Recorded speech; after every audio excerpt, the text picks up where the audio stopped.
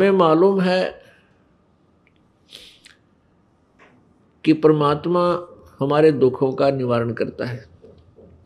उस उद्देश्य से हम घर से निकलते हैं। जिसको जैसा भी ज्ञान होता है, कोई मंदिर में जाता है, कोई मस्जिद में, कोई गुरुद्वारे में, कोई चर्च में, कोई किसी तीर्थ धाम पर जाता है, कोई किसी तालाब पर स्नानार्थ जाता है, और कोई संतों के पास जाता है।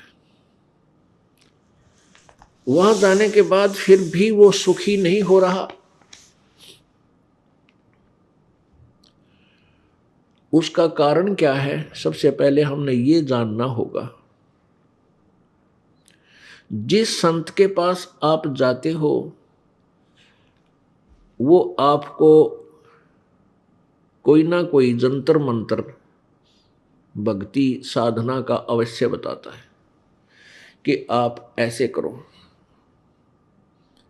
आपका कष्ट निवारण हो जाएगा। तो जो दुखी है, जैसे कोई रोगी वैद्य के पास जाता है, वैद्य उसको जो दवाई देता है, औषधि देता है, वो उसको खाता है और बताए अनुसार सारी परहेज रखता है, और फिर भी उसको आराम नहीं हो रहा तो डॉक्टर ठीक नहीं, वो दवाई सही नहीं लगी तेरी, वो डॉक्टर ठीक नहीं, वो वैद्य ठीक नहीं, उसको ज्ञान नहीं है, आपकी बीमारी से, रोग से परिचित नहीं है। तो क्या करते हैं? फिर दूसरे वैद्य के पास जाते हैं, फिर तीसरे के पास जाते हैं। जब तक रोग नहीं कटेगा तब तक आप चैन से बैठ नहीं सकते, और न ही बैठना चाहिए। अब कुछ पुण्यात्माएं संतों के पास चले गए, किसी को 2 वर्ष हो गए, किसी को 10 वर्ष, किसी को 20 वर्ष। आपत्तियां ज्यों की त्यों बनी हुई हैं।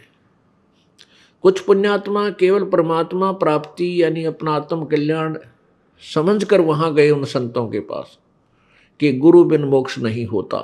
ये भी उनको ज्ञान हुआ कि गुरु अवश्य होना चाहिए, गुरु बिन भक्ति भी नहीं बन सकती।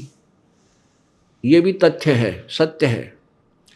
लेकिन गुरु पूरा हो, अधूरे गुरुओं से, नीम हकीम वैद्यों से सत्य प्राप्त नहीं हो सकता, रोग कट नहीं सकता।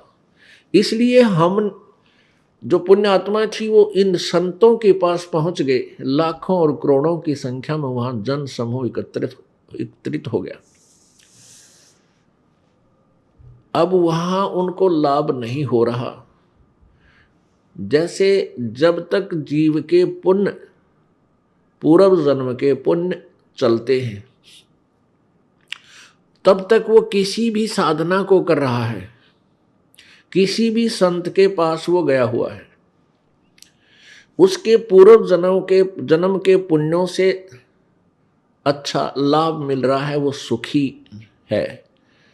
जैसे किसी का अच्छा कारोबार चल रहा है, घर में संतान बेटा बेटी हो गए, फिर उनकी पढ़ाई अच्छी होगी, उनको अच्छी नौकरियां मिल गई, अच्छे स्थानों पर उनका विवाह संस्कार हो गया, तो वो भक्त उन संतों के पास था, तो उसने ये सोचा कि जो गुरुजी ने मुझे मंत्र दे रखा है इससे मुझे लाभ हुआ। और उसी गुरुजी के पास ऐसे भी व्यक्ति हैं जो दुखी गए थे और उससे भी और दुखी हो गए, वही साधना, वही भक्ति वो कर रहे हैं। क्योंकि उन जिनके सर्व सुख थे, सब कार्य ठीक हुए, उनके पूर्व जन्म के पुण्य उनके साथ थे, और जिनको लाभ पहले ही नहीं था वो और भी चले गए, वहां जाने के बाद और भी दुखी हो गए। तो उनका पुण्य पूर्व जन्म का नहीं था, पाप उन्हें भोगने ही पड़ रहे हैं। तो फिर वो संत उनको क्या कहते हैं? जो दुखी थे और सुख नहीं हुआ, उनको कहते हैं कि तुम्हारे प्रारब्ध का जो भोग है ये तो भाई भोगना ही पड़ेगा। भक्ति करो, आगे वाले जीवन में तुम सुखी हो।